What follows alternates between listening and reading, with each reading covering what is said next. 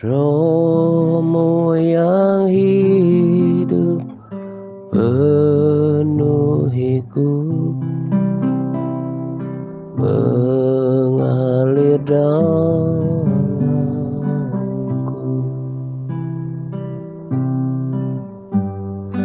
Jiwaku tenang bersamamu dalam naunganmu.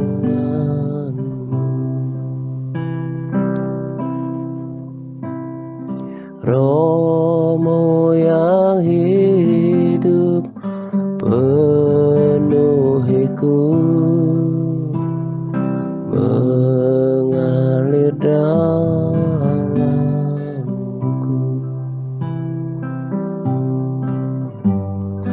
Jiwaku tenang bersamamu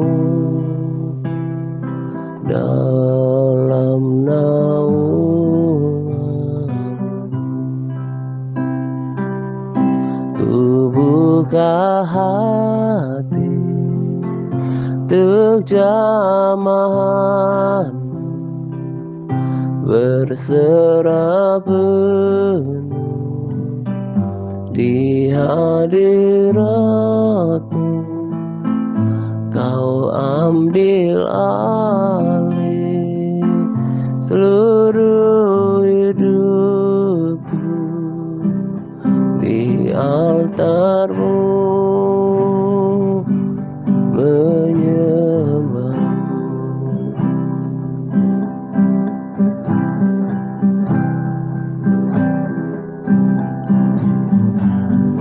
Romo yang hidup penuhiku, mengalir dalamku.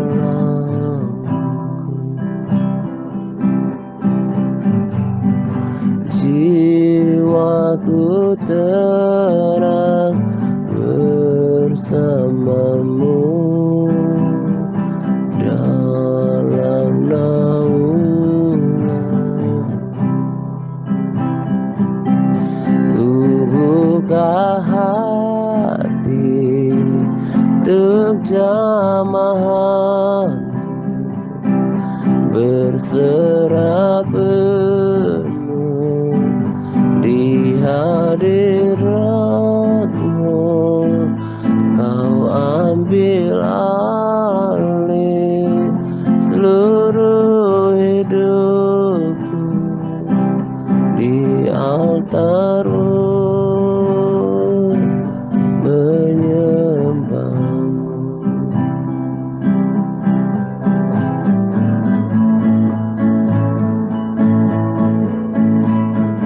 Romo yang kudus, pulihkanku.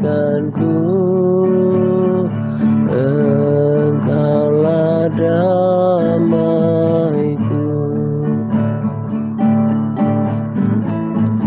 Ku hidup oleh anugerah-Mu yang menyertaiku,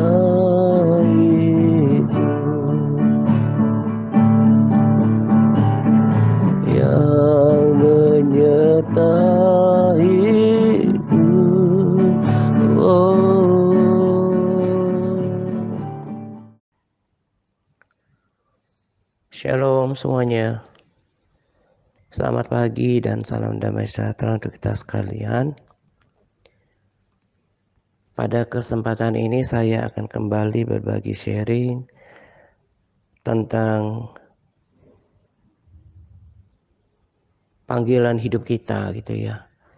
Temanya sih saya tulis tentang orang-orang yang terdahulu dan yang terakhir. Nah, pesan sharing kali ini sebetulnya masih ada kaitannya dengan pesan sharing yang saya sampaikan pada hari-hari sebelumnya. Bagaimana setiap kita terus menjaga ritme daripada kerohaniannya supaya tidak kendur apalagi undur, tetapi berusaha untuk terus melangkah maju, naik, minimal stabil gitu ya. Nah, saya kan sudah berkali-kali bilang bahwa setiap apa yang saya sampaikan itu tidak saya tidak merasa bahwa itu selalu untuk orang-orang yang saya layani, tetapi juga menjadi peringatan terhadap diri saya sendiri. Nah, itulah kenapa saya juga merenungkannya gitu ya. Di waktu-waktu yang lalu saya katakan bahwa saya itu hari-harinya salah satu bagian daripada hal yang saya lakukan dalam hari-hari saya adalah bahwa ketika saya sudah menyampaikan sharing, itu kemudian saya refleksikan pada diri saya sendiri. Apakah saya betul seperti apa yang saya katakan itu gitu. Karena seperti Paulus katakan bahwa pelayanan itu adalah keteladanan. Dan jangan pula saya menjadi seorang munafik, menipu. Saya ngomong kepada orang untuk baca firman, sendirinya saya nggak baca firman. Saya ajarkan untuk taat, sendirinya saya nggak taat. Itu kan betapa akan mengerikannya nanti nasib saya di tangan Tuhan gitu ya. Jadi saya berupaya untuk merenungkan apa yang saya sampaikan. Tetapi juga mungkin karena memang setiap hari kan sudah terbiasa dengan menjalankan hidup, menata hati, pikiran sesuai dengan firman Tuhan. Jadi ya selalu dalam perkara-perkara rohani gitu. Nah, jadi setelah saya sampaikan kemarin tentang pesan sharing pada hari Rabu gitu ya, tentang kebebalan, jangan keras kepala, karena itu membuat kita nggak layak di hadapan Tuhan gitu ya. Jangan susah dituntun, itu akan merugikan diri kita sendiri. Nah, saya ingat tentang ayat firman Tuhan ini. Namun sebelum saya bagikan tentang main topik utama daripada sharing ini, saya lengkapi tentang kebenaran bahwa Tuhan tidak suka dengan orang yang keras kepala, yang bebal, yang susah diajar. Saya teringat akan kisah Musa ketika diutus oleh Tuhan untuk membebaskan bangsa Israel dari perbudakan Mesir. Musa kan sebetulnya pada awalnya gak mau karena berbagai alasan, gak petah lidah lah, gak pintar bicara lah gitu ya. Akhirnya kan Tuhan murka kepada dia. Kan ada Harun nanti yang menjadi penyambung lidahmu gitu ya. Ada Miriam yang bantu gitu. Ada Harun saudaramu di sana. Jadi di sana ada kata murka. Akhirnya Tuhan murka kepada dia. Di Mazmur juga dikatakan bahwa sebab mudah sekali murkanya menyala gitu. Jadi kita harus pahami Tuhan itu secara utuh. Dia penuh kasih, panjang sabar, tapi juga Allah yang bisa murka. Dan Tuhan yang dulu, sekarang, dan selamanya itu sama. Berarti sifat dan karakter kepribadian Tuhan itu tetap sama gitu. Jadi saya mau terus katakan pada kita bahwa jangan terus memperalat kebaikan, kesabaran, kasih Tuhan. Ketahui juga bahwa Tuhan adalah Tuhan yang bisa murka.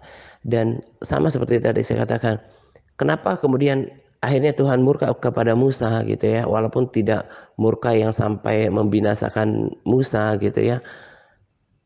Tapi ada kata murka di situ. Itu artinya apa? Tuhan gak suka dengan orang yang ngeyel. Tuhan gak suka dengan orang yang mengeraskan hati, yang keras kepala, yang mau sendiri, yang susah diajar. Itu Tuhan tidak suka. Firman lain juga berkata bahwa jangan keraskan hatimu seperti waktu di Meribah ketika nenek moyangmu mencobai aku. Jadi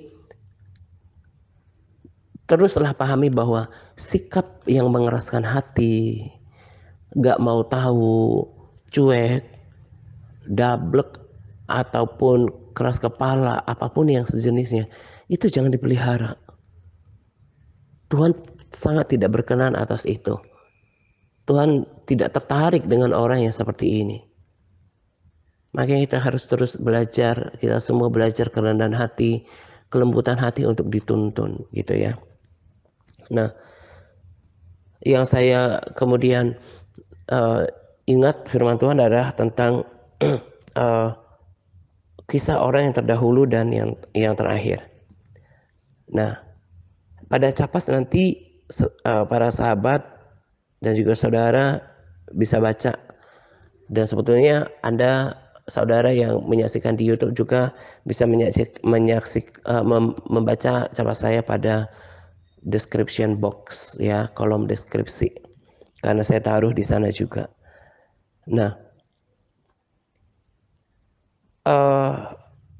di sini saya sudah bantu bagikan ayat firman Tuhan untuk kita hari ini dari dua versi, terjemahan baru dan terjemahan sederhana. Saya sangat suka membaca terjemahan sederhana dan juga bahasa Indonesia masa kini, karena kedua versi ini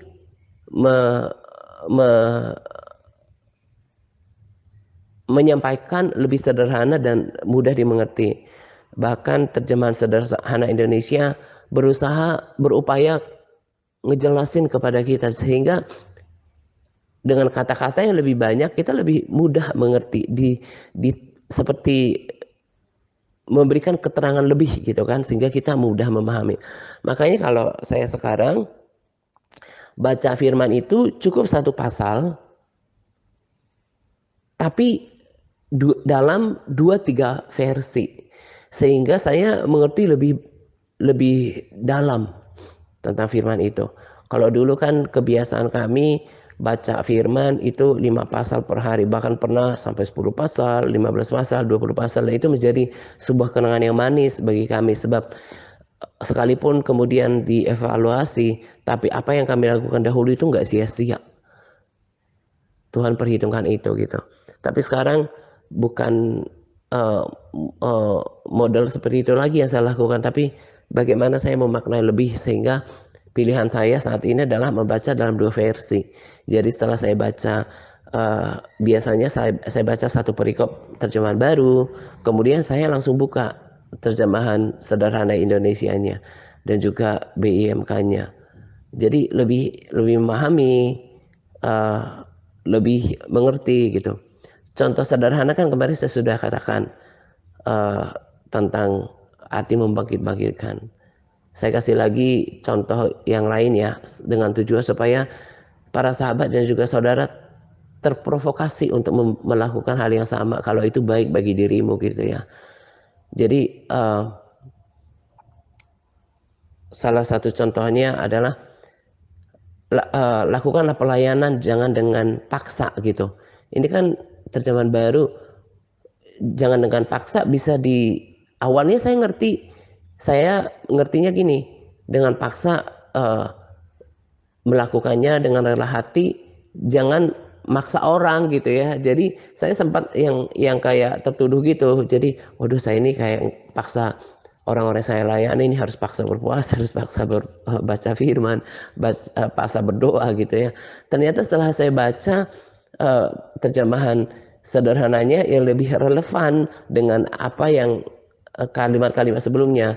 Jadi layanilah dengan rela hati, jangan dengan hati yang terpaksa. Oh, ternyata maksudnya itu bukan maksa orang ternyata, tapi bukan dengan hati yang terpaksa. Jadi itu saya lebih paham gitu, gak keliru pengertiannya. Nah, kalau itu baik bagimu, termotivasi, lakukan saja gitu ya. Itu baik untuk membangun kerohanian kita gitu. Nah, pada Capa saya buatkan 2 versi untuk memudahkan kita mengerti dan memberikan penekanan yang lebih sederhana dan jelas. Lalu juga saya bantu dengan bold, ada yang ditebalkan, ada juga yang di uppercase, dikasih huruf besar. Jadi nanti dibaca dengan tenang. Sesungguhnya ayat ini, perikop ini sebetulnya berdasarkan tafsiran salah seorang hamba Tuhan yang saya rekomendasikan videonya sebagai pengajaran di The Rapture Church. Itu kan sebetulnya berbicara tentang ahli-ahli agama, ya, ahli-ahli agama yang punya kedudukan rohani yang tinggi, ya, termasuk di dalamnya ahli Taurat, ahli-ahli agama yang secara kedudukan rohani, pengetahuan rohani, mereka lebih tinggi, punya kedudukan rohani tentunya, tapi menjadi yang terakhir. Dalam terjemahan sederhana juga dikatakan, dan ketahuilah orang-orang yang sekarang ini, ya ini kan saya bilang kan lebih jelas lagi. Nah, coba saya buat perbandingannya ya. Kalau di terjemahan baru kan katanya begini, dan sesungguhnya ada orang yang terakhir yang akan yang terdahulu, menjadi yang terdahulu, dan ada orang yang terdahulu yang menjadi orang yang terakhir.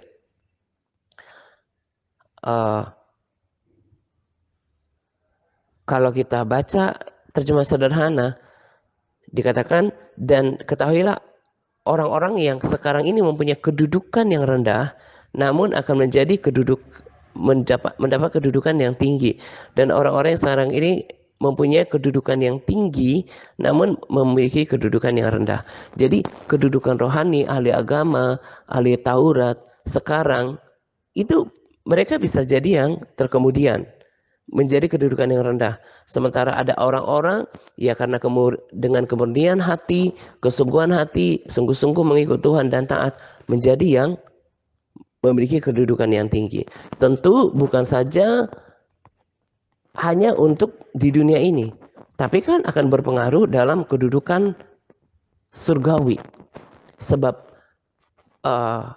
kekayaan rohani, pengetahuan rohani, kedudukan rohani kita sekarang itu menentukan strata kekekalan kita nanti. Saya ulangi ya, kedudukan rohani, pengetahuan rohani, kedewasaan rohani, segala sesuatu kekayaan rohani yang kita miliki sekarang, selama kita terus belajar di dunia ini, itu akan menentukan kedudukan kekekalan kita nanti. Nah, tadi saya katakan sebetulnya tafsiran awalnya adalah merujuk pada ahli-ahli agama, kedudukan mereka. Tapi ayat firman ini juga kita bisa dasarkan untuk menjadi peringatan, menjadi pelajaran, untuk memberikan kita pemahaman bahwa orang-orang yang tadinya sudah mengenal Tuhan lebih banyak, mengenal Tuhan lebih dalam, sudah menjadi orang Kristen lebih lama, bahkan pelayanan, sudah mengerti kebenaran lebih dahulu, sudah melakukan aktivitas rohani terlebih dahulu, tapi bisa kemudian perlahan undur teratur secara kerohanian, redup kerohaniannya, karena tadi seperti yang di awal saya katakan, karena tidak mempertahankan ritme daripada kerohaniannya. Saya sangat tertarik dengan kata yang diucapkan dituliskan di terjemahan sederhana. Saya baca dulu ya, terjemahan baru. Lukas 13 ayat 24 katakan seperti ini. Jawab Yesus kepada orang-orang di situ, berjuanglah untuk masuk melalui pintu yang sesak itu. Sebab aku berkata kepadamu, banyak orang akan berusaha untuk masuk, tetapi tidak akan dapat. Nah, kalau bahasa sederhananya itu lebih ngena gitu ya, lebih paham, lebih mantap buat saya. Ayat 24 dari Lukas 13 dikatakan seperti ini. Berjuanglah terus. Jadi masuk surga itu adalah sebuah perjuangan yang terus menerus. Perjuangan setiap hari. Nah, nanti saya akan perdalam tentang perjuangan terus ini, perjuangan yang terus menerus ini. Saya lanjutkan dulu. Supaya kamu masing-masing masuk ke dalam kerajaan Allah melalui pintu yang sempit. Sesungguhnya aku berkata seperti itu kepadamu, karena banyak orang akan berusaha masuk ke situ, tetapi tidak mampu melakukannya. Tidak mampu melakukannya. Nah, sebelum saya masuk kepada tadi mempertahankan ritme kerohanian itu, saya bagi kesaksian saya gitu ya. Seperti hari ini saya rekaman hari Kamis pagi menjelang siang gitu. Tadi malam saya gak bisa tidur cepat gitu. Seperti biasanya jam 10 saya udah berangkat tidur, setengah 11 gitu ya. Nah, tapi tadi malam gak bisa tidur. Karena padahal waktu selesai doa malam saya udah siap-siap mau berangkat tidur, karena hari Rabu saya jadwal olahraga rada capek gitu. Tapi ada telepon masuk dari kampung ya. Kita yang punya kampung, punya saudara pasti lebih ngerti, pahamlah apa yang saya rasakan gitu ya. Ketika saudara bercerita tentang kelakuan saudara yang lain, terlebih kayak ipar-ipar kita gitu ya. Akhirnya ya sontak membuat kantuk saya hilang gitu ya. Jadinya saya nggak bisa tidur. Nah, saya coba tidur, akhirnya pikiran itu malah berkecamuk gitu ya, pikiran yang hati yang marah, pikiran yang nggak baik terhadap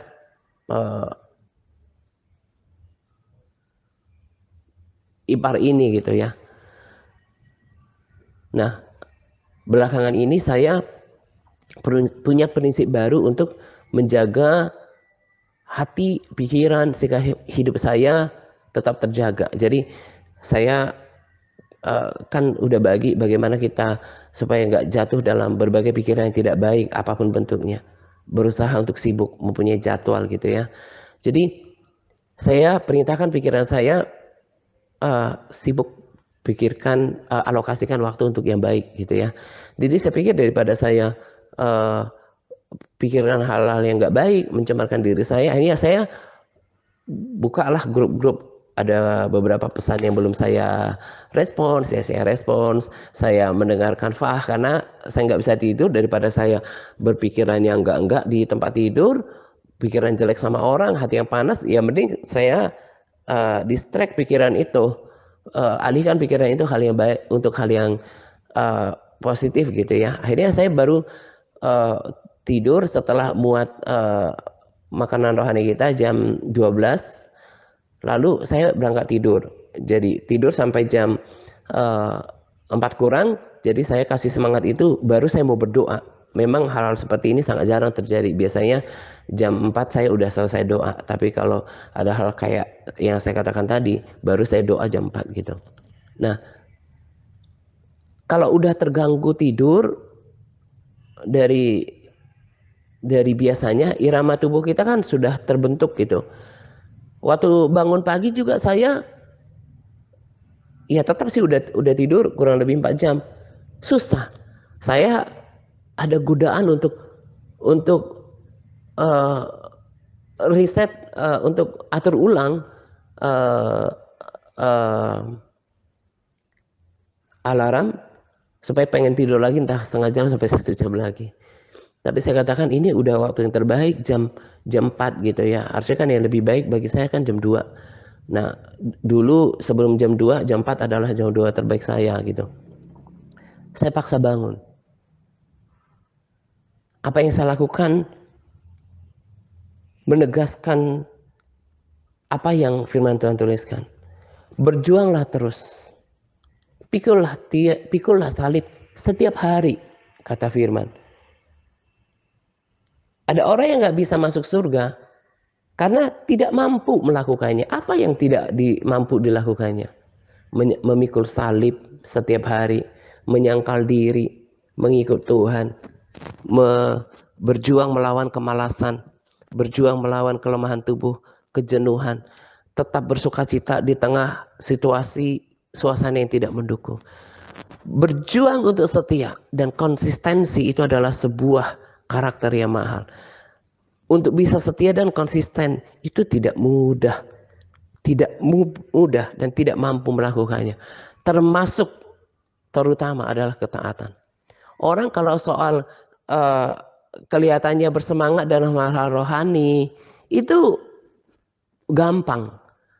Tapi untuk setia, konsisten dan membayar ketaatan dalam segala hal itu tidak mudah. Belum lama ini juga saya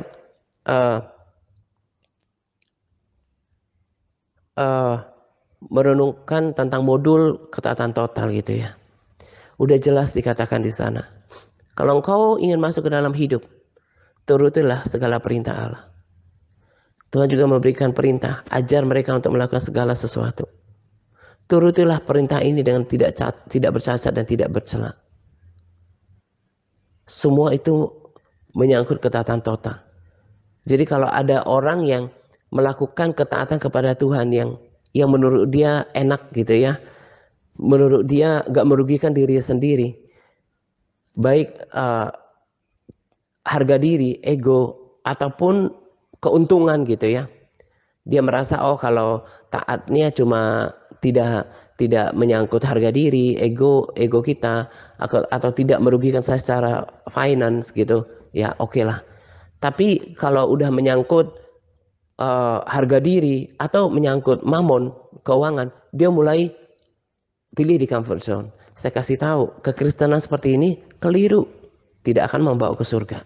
Karena Yesus yang berkata kepada anak muda itu, kalau engkau ingin mendapatkan hidup, turuti segala perintah Allah. Nah, tidak semua mampu melakukan ini. Tidak semua mampu untuk menjaga hati. Tidak semua mampu menjaga kesetiaan. Tidak semua mampu menjaga konsistensi, menjaga semangat. Akhirnya, bukan saja untuk gagal untuk menggapai surga, tapi mempertahankan kedudukan rohani itu. Itu yang saya mau katakan kepada kita yang ada di dalam pelayanan ini. Tadi saya katakan hal-hal yang praktikal dalam kehidupan saya. Besok juga saya harus berjuang untuk bangun. Setiap hari saya harus berjuang untuk mempertahankan supaya saya nggak malas. Hari ini juga jam puasa ibadah saya. Saya juga tergoda. Biasanya kalau saya tergoda untuk makan dan minum gitu ya. Ya nggak makan sih. Paling tidak tergoda untuk minum kopi pahit gitu ya. Biasanya kalau saya kurang tidur itu, dan rasanya semua seperti itu. Kita jadi craving ya, istilahnya itu jadi doyan makan gitu. Jadi pengen makan, bawaannya lapar gitu ya. Itu juga semua perjuangan. Tadi saya katakan di sini ditulis tidak mampu melakukan semuanya untuk surga. Tapi konteks yang sama juga berlaku untuk mempertahankan kedudukan rohani itu. Ada orang yang dulu, saya cerita ya, saya cerita tentang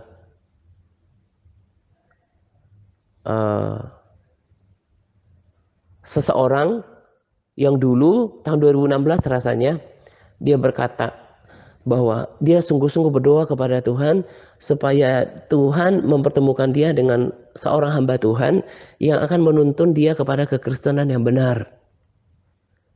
Saya nggak tahu para sahabat setia ini pernah baca itu atau masih ingat itu. Orang itu sudah nggak bersama dengan kita, dan dia kemudian berkata bahwa dalam mimpi dia lihat wajah seseorang, dan setelah beberapa waktu kemudian bergabung dengan TRM, berteman dengan saya, tahu bahwa foto wajah yang dilihat dalam mimpinya itu adalah wajah saya yang berbaju putih. Jadi dulu atau sebelum saya ganti profil saya, pertama-tama foto saya adalah masih berwajah gendut, gemuk, itu pakai kemeja putih. Itu yang dimimpikan. Dia bersemangat waktu itu. Bersemangat kurang lebih 1 tahunan. Ya, kurang lebih 1 tahun. Kemudian undur, dan saya nggak tahu sekarang di mana. Dan saya yakin dia kembali kepada kekristenan yang lama. Kenapa saya begitu yakin? Karena dia sudah cari-cari di gereja lokal, di tempat yang bisa ditemui, nggak menemukan sosok yang menuntun dia kepada kekristenan yang diharapkan. Dia ketemu barang yang kudus. Barang yang kudus itu firman Tuhan, ya, pengajaran yang bagus, pengajaran yang dia inginkan. Dia berapi-api sementara. Tapi tidak lagi pada posisi yang berapi-api sekarang, karena sudah undur beberapa tahun yang lalu. Saya teringat ibu ini karena tadi malam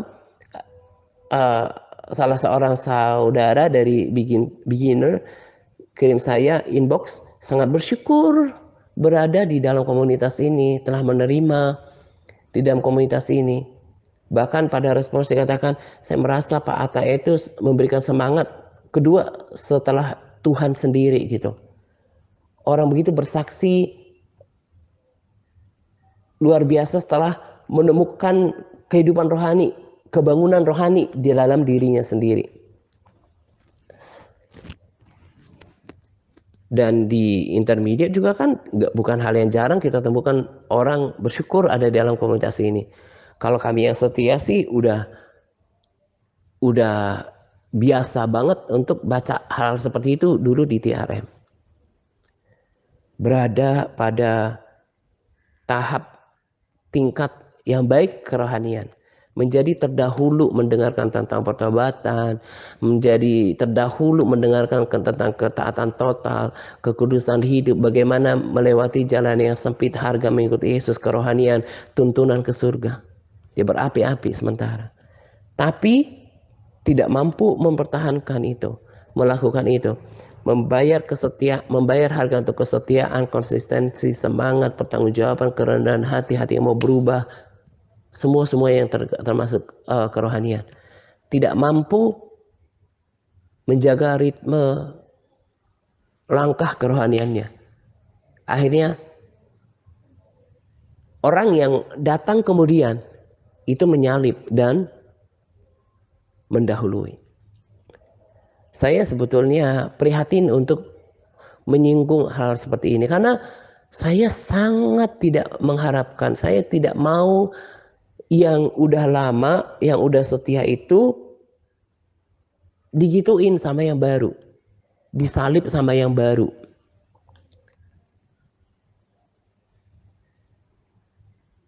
Saya justru mengharapkan semuanya berjalan sesuai ritme masing-masing, tetap semuanya melangkah maju sesuai dengan kapasitas masing-masing, sesuai dengan panggilan masing-masing. Ada yang mungkin jadi the warrior, ada yang pendoa, ada di intercessor, ada yang admin, ada yang lakukan apa-apa. Paling tidak semuanya bersemangat gitu. Tetap bisa menjaga ritmenya, ritme kerohaniannya, ritme parnya, semangat parnya, tetap setia berbagi rema, berbagi posting, berbagi LPS, menghafal modul, membaca Alkitab, melakukan par, bahkan melakukan hal yang lain, tekun berdoa. At least seperti itu kalau nggak bisa sampai yang menemukan panggilannya di dalam pelayanan ini, di The Rev Churches. Tapi faktanya kan enggak seperti itu. Ada yang menjadi kendur, ada yang menjadi ya seperti slow motion, udah dikatakan hidup enggak, mati enggak, kerohaniannya terpisah daripada atmosfer kerohanian yang dulu pernah dialami. Itu memprihatinkan saya dan itu harus menjadi peringatan. Kemunduran dalam kerohanian itu tidak sekasat mata jasmani kita yang kita melihat berubah. Oh, kalau misalnya kalau di alam fisik kan perubahan itu kasat mata. Tapi kalau kemunduran dalam kerohanian itu kadang-kadang kita nggak sadari. Akhirnya kita nggak bisa lagi merasakan hadir. Ternyata kita nggak bisa merasakan hadirat Tuhan dengan mudah. Ketika kita berdoa kok kayaknya kering gitu. Semangat kita untuk berbagi posting udah nggak ada lagi. Semangat kita untuk melihat jiwa-jiwa baru ditambahkan udah nggak ada lagi. Nah, ini awal daripada kemunduran rohani. Kemudian tidak bersemangat lagi berbagi rema. Bahkan parnya, paket aktivitas rohaninya sekedar rutinitas. Dia tidak lagi membangun kedudukan rohaninya. Yang konon adalah bekal masa depan kekekalannya. Yang memprihatinkan kalau sampai undur, dia nggak cepat bertobat. Itu kan salah satu yang Tuhan peringatkan lewat Rasul Yohanes dalam kitab Wahyu. Lakukan lagi yang semula engkau lakukan.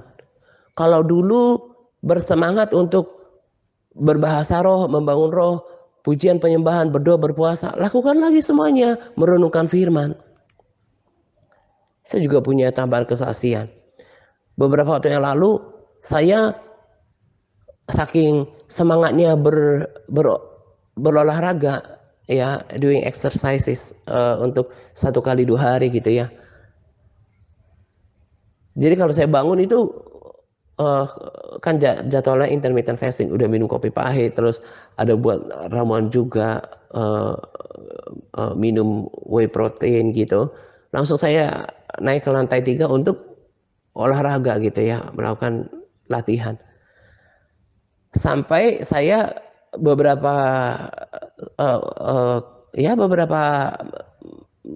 enggak bulanan sih, beberapa minggu, enggak minggu lah, beberapa hari gitu, saya enggak baca firman dulu, bahkan enggak membangkitkan roh saya dengan berbahasa roh dulu. Sampai saya hampir lengah gitu. Akhirnya sudah saya aktifkan, dan ketika pagi ini saya menyadari betapa berbahasa roh minimal 15 menit sampai setengah jam itu sangat berguna bagi saya. Sangat bermanfaat untuk membangun kerohanian saya. Supaya tetap bangkit kerohaniannya untuk mengalahkan daging yang menggoda untuk pengen minum kopi gitu ya. Untuk lemas gitu, untuk lemah, untuk menjadi kalah gitu ya.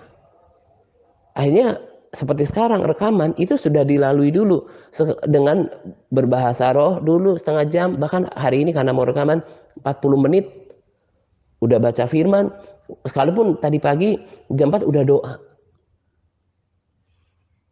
Ini adalah dibutuhkan komitmen yang tinggi untuk membangun kerohaniannya, dan tidak banyak orang yang mampu melakukannya. Saya selalu ingat pengharapan yang besar yang ada di depan, sehingga saya terus bayar harga. Nah, ini menjadi peringatan kepada para sahabat yang sudah ada bersama dengan saya di dalam pelayanan ini. Saya katakan, saya sebenarnya nggak suka untuk membicarakan ini, sebab saya nggak mau ada orang yang saya tahu secara rohani, orang ini memang ada di antara kita, tapi sudah mengalami kemerosotan rohani. Sehingga orang ini bisa-bisa nanti yang menjadi terakhir, menjadi orang yang belakangan. Ada orang dari intermediate, bahkan dari pemuritan awal di beginner, yang mengalahkan kerohaniannya. Hati-hati. Saya hanya punya tanggung jawab untuk mengingatkan dan punya tanggung jawab untuk mendoakan. Tapi keputusan utama ada di dalam dirimu. Saya udah rela hati untuk melepaskan orang-orang sekalipun udah bertahun-tahun dengan saya, tapi kalau dia nggak berubah, dia nggak bertahan untuk mempertahankan kedudukan rohaninya, ya saya bisa buat apa kalau keputusan ada di tangan saya sepenuhnya? I'll do something. Tapi kan nggak seperti itu. Perhatikan. Tadi saya sudah katakan, kedudukan rohani, kekayaan rohani, prestasi rohani kita saat ini, itu menentukan kekekalan kita nanti. Dan ini menjadi pelajaran untuk saudara yang ada di pemuritan menengah, di intermediate, dan juga saudara yang ada di beginner. Jangan kiranya cuma semangat sementara. Saya sudah saksikan tadi, ada banyak orang di awal semangat, memiliki kerohanian yang baik, prestasi rohani yang baik, bahkan memiliki mungkin kasih mula-mula, tapi tidak mampu bertahan. Akhirnya bukan saja kembali kepada kekristenan yang lama, bahkan cenderung lebih buruk.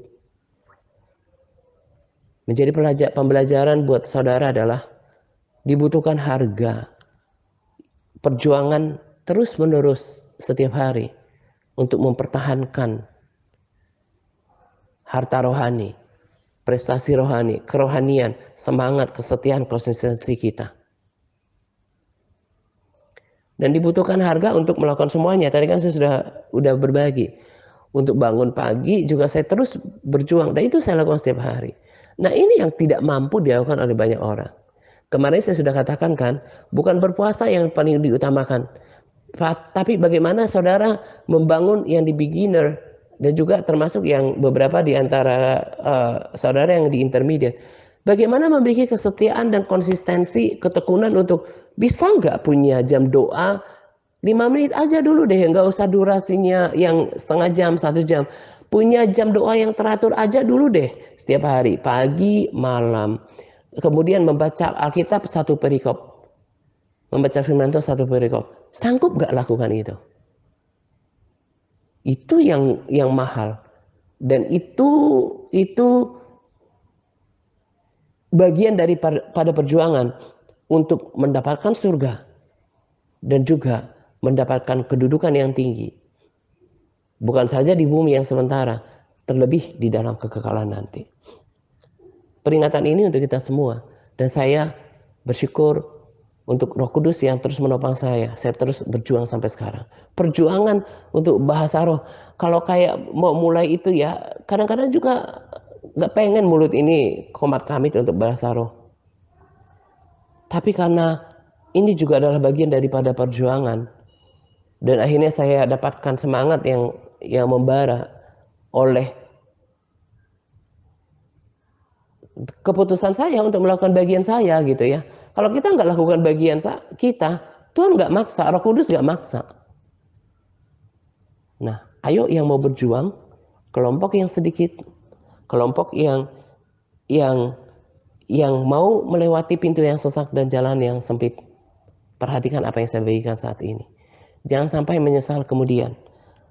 Di sini dikatakan nanti akan ada orang yang mengemis, minta dibukakan pintu gitu ya, atau konteks yang sama, minta dikasih kesempatan.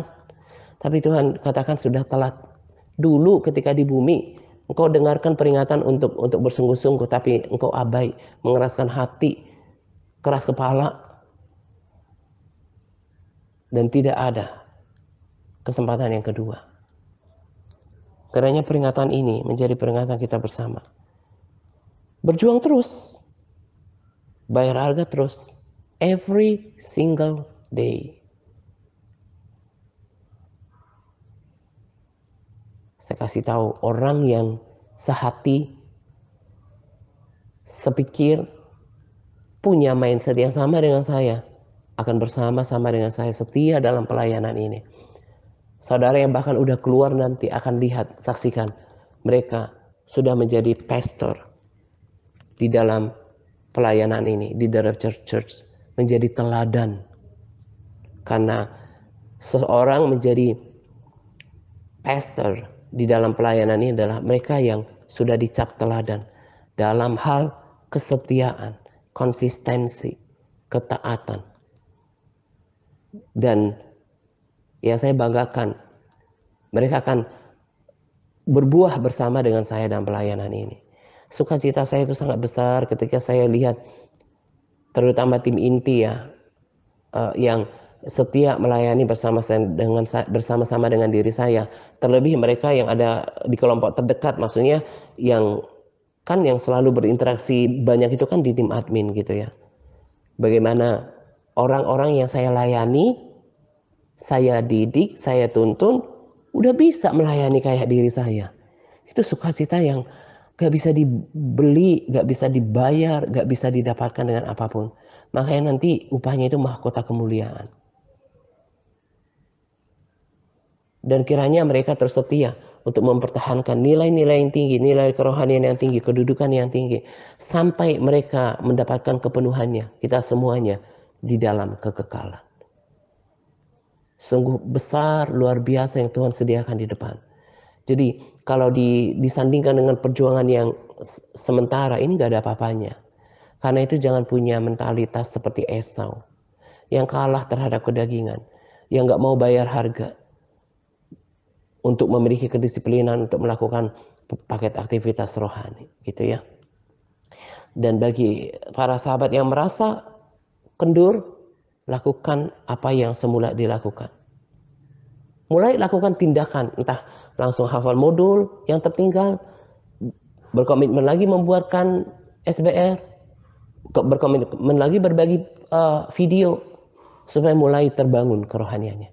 Kasihan, saya miris hatinya hancur kalau lihat orang yang udah bertahun-tahun tapi kualitas kerohaniannya itu tidak menunjukkan kedudukan rohani yang tinggi, bahkan tidak lebih baik daripada saudara yang ada di intermediate.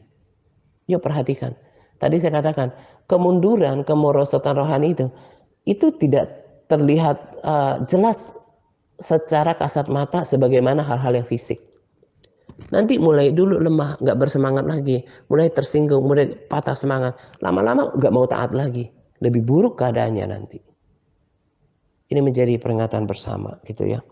Nah ini saja yang saya mau bagikan pada sharing kali ini, kiranya menjadi peringatan, perenungan untuk kita semuanya. Selamat menjelang 2 pagi untuk kita sekalian. Semangat berpuasa kepada all MTRC yang mengambil bagian dalam berpuasa. Semangat Tuhan Yesus memberkati kita senantiasa. Amin. Buka hati untuk jamaah, berserah penuh di hadirat-Mu. Kau ambil alih seluruh hidupku di altar-Mu, menyembah-Mu. Ku buka hati untuk jamaah, berserah penuh di hadirat-Mu. Kau ambil alih hidupku Tuhan di altar-Mu, menyembah-Mu. Roh-Mu yang kudus, pulihkanku. Engkaulah damaiku.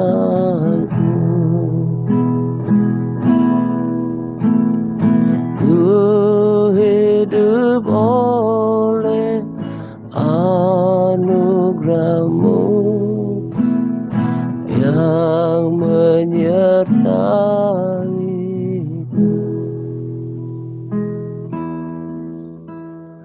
yang menyertaiku.